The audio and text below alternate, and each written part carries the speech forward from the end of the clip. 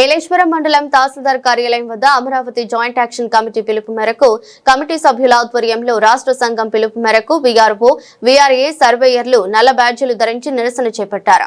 ఈ సందర్భంగా వీఆర్ఓ కిషోర్ మాట్లాడుతూ వీఆర్ఓ వీఆర్ఏ సర్వేయర్ల పని భారాన్ని తగ్గించాలని డిమాండ్ చేశారు. వీఆర్ఓ వీఆర్ఏ సర్వేలకు డీడీఓగా స్థానిక ఎంఆర్ఓ నియమించాలని కోరారు. పలు మండల ఉన్నతాధికారుల పని భారంతో మానసిక ఒత్తిడికి గురవుతున్నారని ఆవేదన చెందారు. మేము ఉన్నతాధికారుల సూచనలు తప్పక పాటిస్తామని తెలిపారు. పనికి మేము వ్యతిరేకం కాదని మాకు పని నిర్దేశించేది ఒక్కరే అయి ఉండాలని వారన్నారు. అమరావతి జాయింట్ కమిటీ పిలుపు మేరకు ఈరోజు రేపు ఎల్లుండి ఈ నిరసన కార్యక్రమం జరుగుతుందన్నారు. మా న్యాయమైన సమస్యను పరిష్కరించని ఎడల మార్చి 1వ తేదీ నుండి మా ఉద్యమాన్ని తీవ్రతను చేస్తామని ఈ సందర్భంగా హెచ్చరించారు. అమరావతి జేఏసీ ఐక్యత, అమరావతి జేఏసీ ఐక్యత, వీఆర్ఓల వీఆర్ఏల సర్వేర్ల సమస్యలు పరిష్కరించాలి.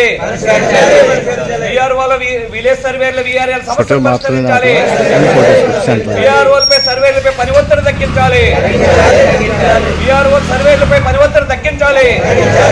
పని ఒత్తిడి తగ్గించాలి. వీఆర్ఓల ఐక్యత. అందరికీ నమస్కారం.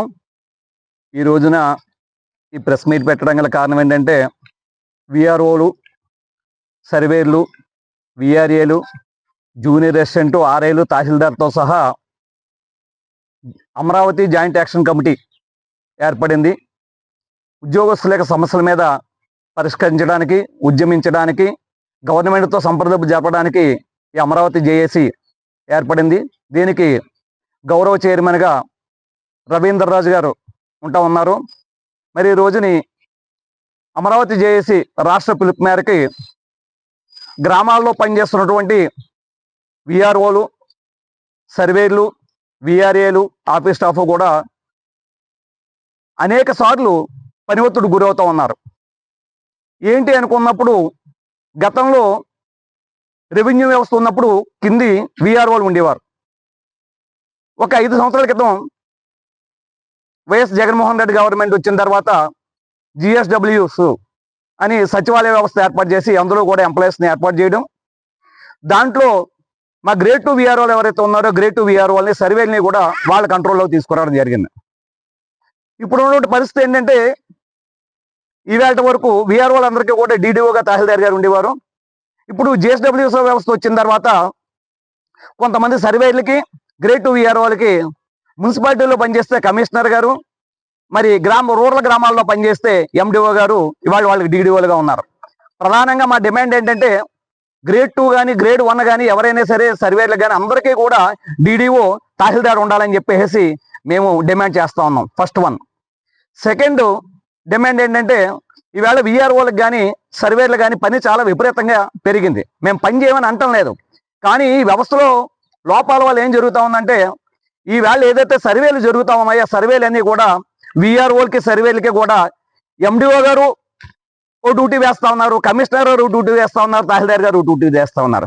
మరి 3 డ్యూటీలు ఒకే వీఆర్ఓ కానీ ఒకే సర్వేర్ కానీ ఒకే సమయంలో ఎలా నిర్వహించగలుగుతామని చెప్పేసి మేము ప్రభుత్వాన్ని అడుగుతా ఉన్నాం. మేము పని చేయమంటం లేదు, దయచేసి పని విధానం ఏదైతే ఉందో ఒక పని తర్వాత ఒకటి, ఒక సర్వే తర్వాత ఒకటి అని చెప్పేసి మీరు నిర్ణయించాలి తప్ప ఈ రంగం పని ఒత్తిడి చేయడం వల్ల అధికారుల యొక్క వేధింపులకు గురై, స్ట్రెస్కు గురై చాలా మంది ఈవేళ వీఆర్ఓలు ఆత్మహత్యలు చేసుకుంటా ఉన్నారు. మీరు చూపించాల వీఆర్ఓ మరి ఆయన యాక్సిడెంట్ చనిపోతే ఒత్తిడి గురైపోయి నిన్న కాక మొన్న గొల్లపూల మండలంలో తహసీల్దార్ గారి యొక్క మరి ఆయన పని ఒత్తిడి ఎక్కువగా ఉండి ఆయనకు వేధింపులు తాళాక నేను ఆత్మహత్య చేసుకుంటా అని చెప్పేసి పేపర్లో వచ్చింది, మీ అందరూ చూశారు. మా సాటి వీఆర్ఓ ఆయన వెంటనే గవర్నమెంట్ హాస్పిటల్ తీసుకెళ్లి మరి ఆయన వైద్యం చేయించడం వల్ల భగవంతుడి దయ వల్ల మరి ఆయన బతికి బయటపడ్డాడు. మరి ఇటువంటి పరిస్థితులు గ్రామాల్లో జరుగుతూ ఉంటే ఇంతకన్నా ఎక్కువ పని చేసాం, ఇంతకన్నా ఎక్కువ కార్యక్రమాలు చేసాం, కానీ ఎప్పుడు ఇంత పని ఒత్తిడికి మేము గురవలేదు. కాబట్టి దయచేసి మేము గవర్నమెంట్ని కోరేది ఏంటంటే మా మీద పని భారం ఏదైతే ఉందో ఆ పని భారాన్ని తగ్గించండి, మీ యొక్క విధానాలు ఏదైతే విధానాలు మార్చుకోండి, మేము 10 to 5 పని చేస్తామని చెప్పి చెప్తా ఉన్నాము. అయిన తర్వాత మరి ఈవేళ మీరు తెలుసు మీ అందరికీ, పాత్రికేయ సోదరులందరికీ కూడా, రాత్రి ఏదో ఇల్లు కాలిపోయిందంటే వీఆర్ఓ అర్జెంటుగా పరిగెడతాడు, ఎక్కడో వరదలు వస్తాయంటే పరిగెడతా ఉన్నాం, లేకపోతే ఎవరో సూసైడ్ చేసుకున్నారంటే పరిగెడతా ఉన్నాం. ఏ పనికైనా సరే, లేకపోతే సారా పట్టుకున్నారంటే పోలీసు వారికి ఎక్కిస్తే ఆ రిపోర్ట్ రాయడానికి మేము వెళ్తా ఉన్నాం. మరి ఇంత పని ఒట్ల మీద మీరు 10 గంటలకల్లా సచివాలయంలో అటెండెన్స్ వేయండి అని చెప్తా ఉన్నారు. మరి 11 గంటలకి ఒక విఆర్ఓ ఫీల్డ్ లో ఉంటే 11 గంటలకు అటెండెన్స్ వేయడం కుదురుతున్నా అంటే కుదరదు. అందుకని ఏపీఆర్ఎఫ్ ఆ సైట్ లో మేము అందరం కూడా అటెండెన్స్ చేస్తాం, దాన్ని మీరు ఆమోదించాలని చెప్పితే ముఖ్యమంత్రిగా సానుకూలంగా స్పందించారు. సరే, కింది అధికారులు దాన్ని పరిగణలో తీసుకోకుండా మా మీద ఒత్తిడి తెస్తా ఉన్నారు. దయచేసి అధికారులు అర్థం చేసుకోవాలి, మేము అధికారులు ఎవరికి వ్యతిరేకం కాదు.